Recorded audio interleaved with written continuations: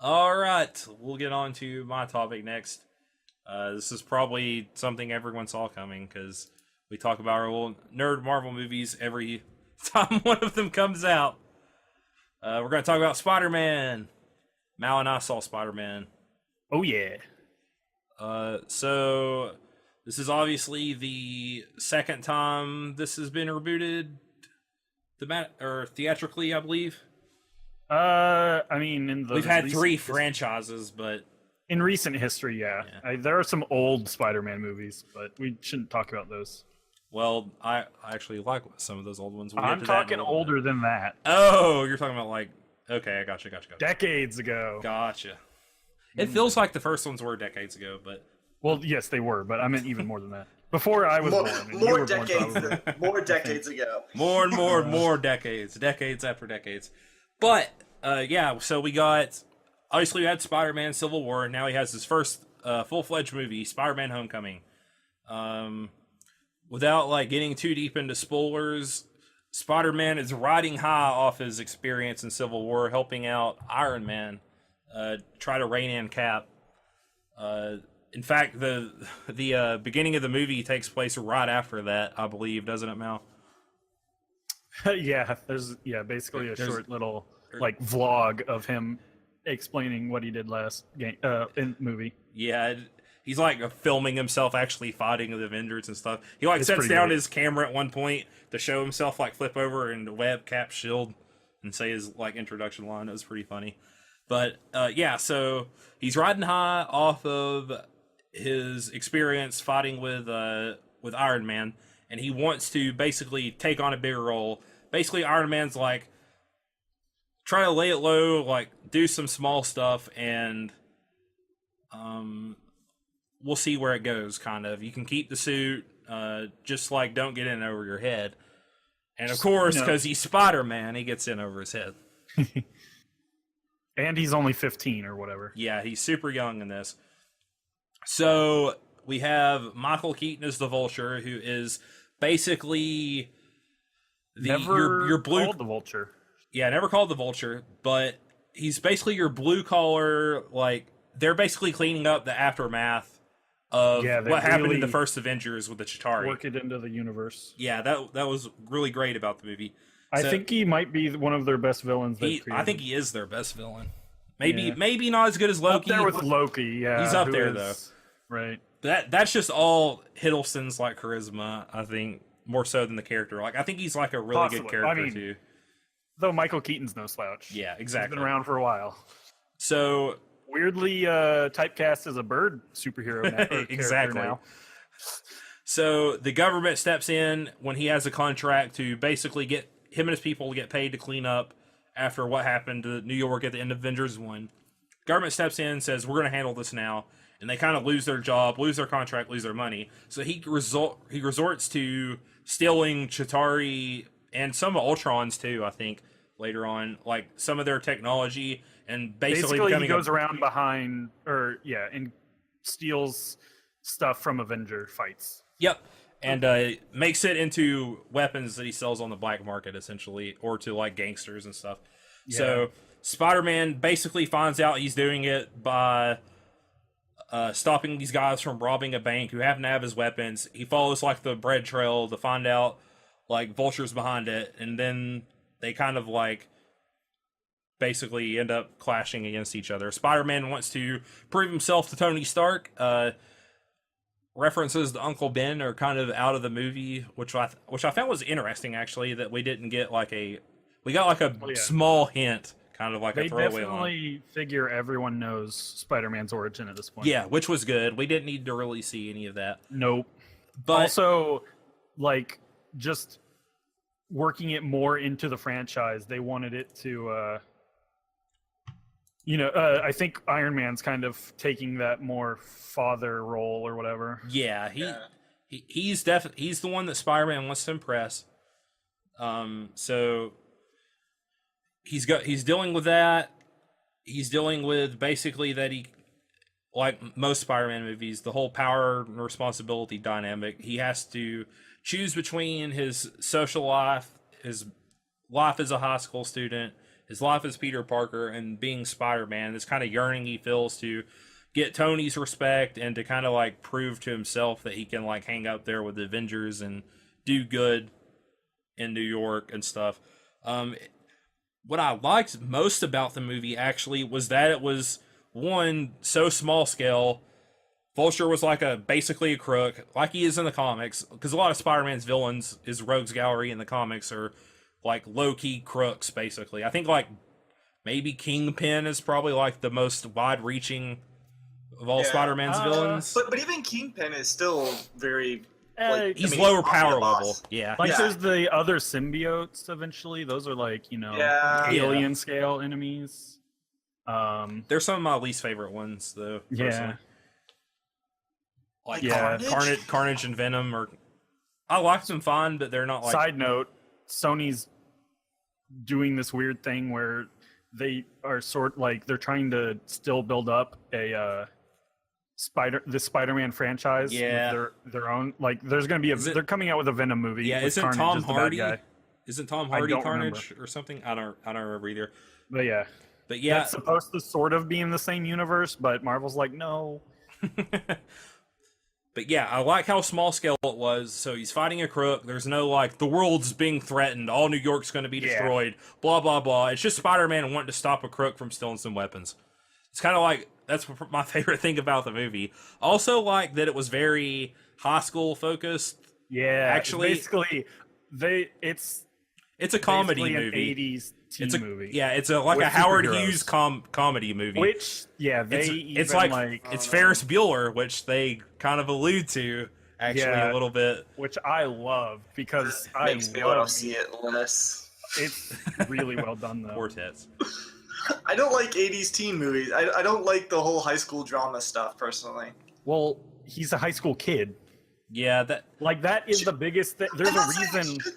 There's a reason why Spider-Man's like the most popular superhero of all time, and it's usually because he's got like the most his comics always deal with how much being a superhero messes with his normal life. Yeah. That's what I like most about Spider-Man. They nail it in this one. Yeah, that's really good. They nail all aspects where like the other previous franchises just get like one or the other. Yeah. Yeah. I thought like all the supporting cast was really good. They also rely a lot on subverting expectations. They do a really good job of that in this movie. Okay, based on some things well, there's the whole third act, but just things that like they use a lot of first names of characters from the comics. So if you know about the comics, you're thinking one way, and then they use that to twist it. Shocker. Yeah, that is one, actually. Yep. But yeah. The twist was kind of that too, which I didn't see coming at all. I don't think a lot of people did. Which was great. I'm not going to say it because it completely spoils everything, but it was awesome. It was like, I just didn't see it coming at all. It completely blindsided me. I was like, this really adds a lot to the movie too. You get one at the very end too, but that if you'd been following, whatchamacallit, just the stuff going on about filming the movie and the characters being cast, you already would have known, but I thought it was cute at the very end. Okay, I want to hear this because after we're done recording, because I didn't pick up on it. But no, he has to basically like for half the movie clean up his mess, which is another thing. I like my favorite protagonists in movies and media or anything I consume is generally ones that fail a lot. They constantly mess up, and that's Spider-Man. You see it in the trailer. Yeah. That's why Spider-Man's one of my favorites. He messes up so much in this movie. He's like constantly does the wrong thing until the very end. He finally like gets it right, sets things to right, and like, we go on towards the next movie or whatever. But I just loved how big of a screw up he was. Yeah, well, Peter Parker luck is a thing. Luck is not. Yeah, he's not got good stuff or the good luck. Just even as a superhero, like he has no clue what he's doing. He's out of his element. Yeah. Like you have like stuff like Cap, who always like knows like the strongest or not the strongest, but the best action to take. You have like Thor, who's just incredibly strong and can like power his way through most situations. yeah, Iron Man who's just like charismatic and generally like breezes through stuff. So it's just kind of like refreshing to see like the protagonist of a Marvel superhero movie like flub his way through basically 2 acts of the film. Another reason why I think like they just really got it right this time. Well, it also helps that they have access to the rest of the Marvel franchise. Yeah. Because Spider-Man is always trying to do as much as he can, even when he's severely outclassed, like with the rest of being an Avenger, always trying to do that. And even when he's, you know, the weakest one on the team, wants to do as much as he can. Yeah. Yeah, I don't know. But I like the movie a lot. It's really good. For me, though, it's still like my 3rd favorite Spider-Man movie, just because I hold those first 2 Tobey Maguire movies like so dear to me and so close. And I love Sam Raimi a lot as a director. My big knock on the movie, and it's kind of just a general criticism of all Marvel movies, it has a good villain, so the answer is one of like the more popular criticisms of Marvel movies, that they have bad villains. But it's just kind of like very bland visually. But that's like more of a nitpicky kind of thing. Honestly, I can't really like knock really the movie. Get that, but I guess it's just there's nothing like yeah. I'm probably gonna misuse the word cinematographically, I guess, that is like super. Like when you see the trailer to Baby Driver, it's obviously like it's an Edgar Wright film. You're gonna get all the good cinematography and stuff. But this is just kind of bland. Like I think Ant-Man probably was the most interesting movie, like film wise, that Marvel's done. Well, Doctor Strange also. Yeah, that was also that. I'd say that and Ant-Man are the 2 most interesting visually. I don't know if I'd call it bland, but I do think it's nothing special. And a lot of them in that regards. But I wouldn't say the other Spider-Man really are. Well, it has that Sam Raimi style, so it feels like very Evil Dead, very like cheesy. Though the web slinging in the original ones is awful. Oh the physics, it's so bad. Oh basically like super weightless. Yeah, but I love this. Is up there as one of my favorite Marvel movies. I think it's one of the best in the MCU for sure. I pretty much only read Spider-Man and then Captain / Miss Marvel comics and Inhumans. So, as those are like the only ones I have read any large amount of. So the Spider Universe, I guess.